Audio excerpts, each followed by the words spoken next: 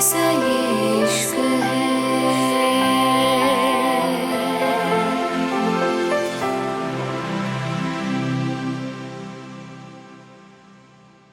Indore banquet hall entrance पे ढोल ताशे बज रहे थे।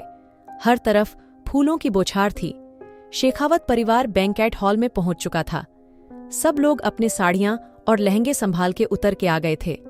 रुद्राक्ष के चेहरे पे वही गुस्सा था और वो बड़ी शिद्दत से सामने देख के घुर रहा था, जिसे जो भी आएगा उसको कच्चा ही चबा जाएगा।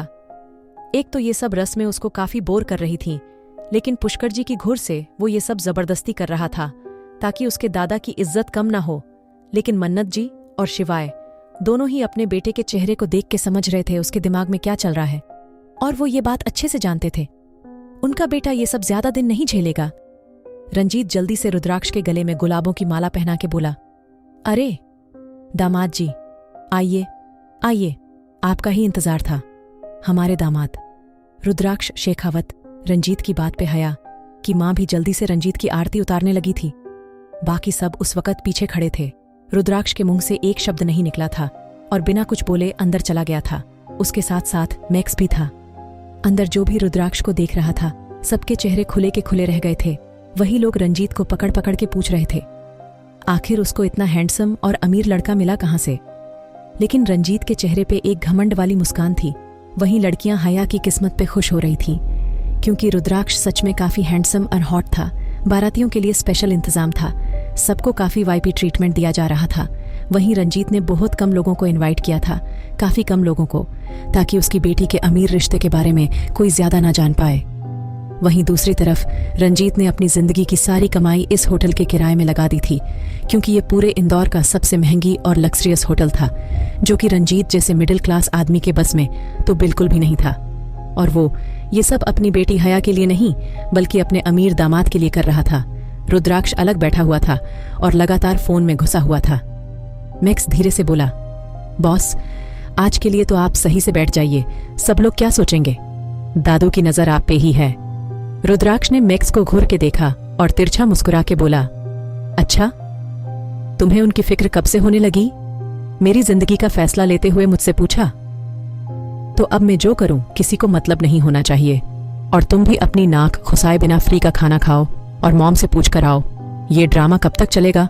अगर अगले 1 घंटे में ये बकवास शादी खत्म नहीं हुई, मैं अकेला ही मुंबई के लिए निकल जाऊंगा, फिर करती रहेंगी मॉम जो करना है। इतना कह के रुद्राक्ष ने फिर से अपनी नजरें फोन में गड़ा ली थीं। तभी चारों तरफ शोर हुआ रहा था। मैक्स ने सामने देखा तो उसकी आंखें खुली की खुली रह गई थीं, क्योंकि सामने से उसकी प्यारी भाभी चलती आ रही थी। सबने सामने देखा तो सबकी नजरें ठहर गई थीं। सच में हया काफी खूबसूरत लग रही थी। अरीना जल्दी से हया के पास जाते हुए बोली, अरे कहीं चांद तो जमीन पे नहीं आ गया ना? अब जो लोग दूल्हा को देखकर खुश थे, अब दुल्हन को देख के यकीन हो गया था। ये दोनों सच में एक दूसरे के लिए थे, एकदम परफेक्ट। जितना हैंडसम रुद्राक्ष, इतनी खूबसूरत हया, जो लाखों नजरों को दीवाना कर दे। वही ने अरीना की बात का कोई जवाब नहीं दिया था और रुद्राक्ष ने उसको एक नजर नहीं देखा था। रुद्राक्ष उस है एक्सप्रेशन से सीधा मंडप में आ गया था और हया भी मंडप में आ गई थी। हया ने सर झुका लिया था और फिर आखिरकार कुछ ही देर बाद शादी की सब रस्में पूरी हो गई थी और हया की मांग का सिंदूर और उसके गले में पड़ा हीरे का मंगलसूत्र इस बात का गवाह बन गया था। वो अब हया रुद्राक्ष शेखावत बन गई थी। हया ने अपनी भीगी पलकें उठा के एक बार अपने दूल्हा को देखा और उस वक्त ही रुद्राक्ष की नजर भी ना चाहते हुए उस लड़की की तरफ उठ गई, जो अब 7 जन्मों के लिए उसने साथ जुड़ चुकी थी, जिससे उसको कोई फर्क नहीं पड़ता था। और जैसे ही दोनों की नजरें एक दूसरे से मिली, चारों तरफ बधाई का शोर गूंज उठा था। जहां रुद्राक्ष की नजरों में नफरत थी, वहीं हया की लाल आंखों में अफसोस था। ना तो रुद्राक्ष की हॉटनेस हया का कुछ बिगड़ पाई थी, ना ही हया का मासूम चेहरा रुद्राक्ष कर पत्थर दिल को पिघला पाया था। हया में छोटे से चेहरे पे बहुत ही खूबसूरती से किया गया मेकअप और उसकी खूबसूरत सी नाक में वो नथ उसको और ज्यादा खूबसूरत बना रही थी। वहीं हया की आंखों में एक दर्द की लाली और आंसू थे, लेकिन दोनों जी एक दूसरे को खा जाने वाली नजरों से देख रही थी। दोनों की पहली मुलाकात ही इस कदर नफरत से हुई थी, तो आगे तो पता नहीं क्या होने वाला था। रुद्राक्ष ने गुस्से से हया के चेहरे से नजरें हटा ली थीं। तभी पंडित जी मुस्कुरा के बोले, शादी संपन्न हुई, वर वधू बड़ों का आशीर्वाद। अभी पंडित जी ने अपनी बात पूरी नहीं की थी जब अचानक ही रुद्राक्ष बिना हया को देखे गुस्से से आगे बढ़ गया था। दोनों का गठबंधन होने के कारण हया ही उसके साथ खींची चली गई थी। रुद्राक्ष ने जहां ये कदम गुस्से में लिया था, वहीं सब लोग इस बात से खुश थे। दूल्हा को कितनी फिक्र थी और वो दुल्हन से पहले ही बड़ों का आशीर्वाद ले रहा था। वहीं रुद्राक्ष ने जबरदस्ती का आशीर्वाद लिया। तभी गुड़िया जूते छिपाने को आई थीं, लेकिन रुद्राक्ष ने गुस्से से उसको घुरा था। पर अचानक ही गुड़िया की मासूमियत देख के रुद्राक्ष के चेहरे पे हल्की सी स्माइल आई थी। गुड़िया हैया की कार्बन कॉपी थी, लेकिन हैया से ज्यादा मासूम थी। गुड़िया मुस्कुराकर बोली, जीजू, जूते तब तक नहीं मिलेंगे जब तक आप मुझे पूरे 1 लाख नहीं देंगे। गुड़िया की डिमांड। फिर रंजीत उसको खींचते हुए बोला, अरे गुड़िया, पागल हो गई हो? जीजू को परेशान नहीं करते, दीदी की विदाई होने वाली है ना। कुछ जल्दी जल्दी से तैयारियां करो और जीजू के जूते वापस करो। चलो जल्दी से। अपने डेट की बात पे गुड़िया का मुंह रोने जैसा हो गया था। तभी पुष्कर जी 10 लाख का चेक गुड़िया की तरफ बढ़ाते हुए बोला, ये लो, खुश रहो। इतने सारे पैसे देख के गुड़िया धीरे से बोली, नहीं दादाजी, मैं इतने पैसों का क्या करूंगी। माँ कहती हैं हम ज्यादा पैसे मांगेंगे और फिर ऐसे करते करते धीरे धीरे बहुत कम पैसों पे आ जाएंगे, लेकिन आपने तो इतने सारे दे दिए। गुड़िया की मासूम बातों पे सबके चेहरे पे मुस्कान थी। हया भी हल्की सी हंसी थी। मन्नत जी गुड़िया के सर को चूमते हुए बोली, ये आपके जीजू ने अपनी इकलौती साली को दिए हैं, ये लो और खुश रहो। मन्नत जी की बात पे गुड़िया ने अपने पापा की तरफ देखा तो रंजीत ने मुस्कुरा के हाँ कर दिया था, तो गुड़िया ने वो चेक लेके रंजीत को दे दिया था। कुछ देर बाद विदाई का वक्त हो गया था।